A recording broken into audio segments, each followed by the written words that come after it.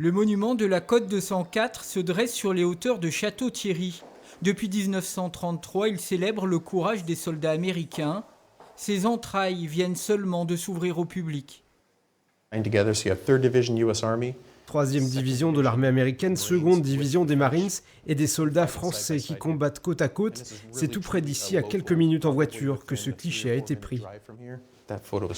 Vous voilà sous le monument, dans le nouveau centre d'interprétation.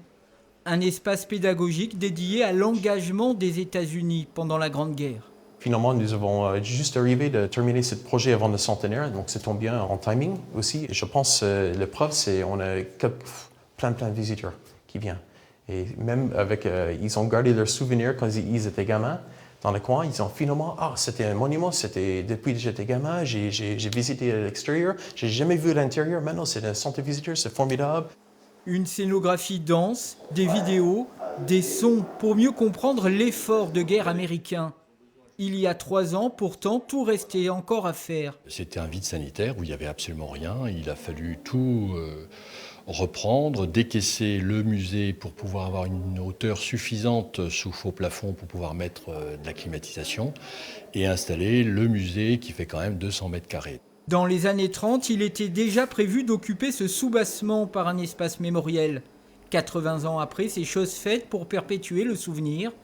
Une visiteuse américaine a récemment reconnu ici l'un de ses parents. Elle a vu tout de suite, ça c'est mon grand-père. Ça m'a touché que, oui, c'était une bataille qui est passée il y a 100 ans. Par contre, c'est pas aussi lent que je pensais. Des histoires d'hommes et de familles qui redonnent un sens à un monument aux proportions imposantes, inauguré par le général Pershing. On le voit quand le train ralentit pour s'arrêter à Château-Thierry, on le voit bien avant la gare de Château-Thierry.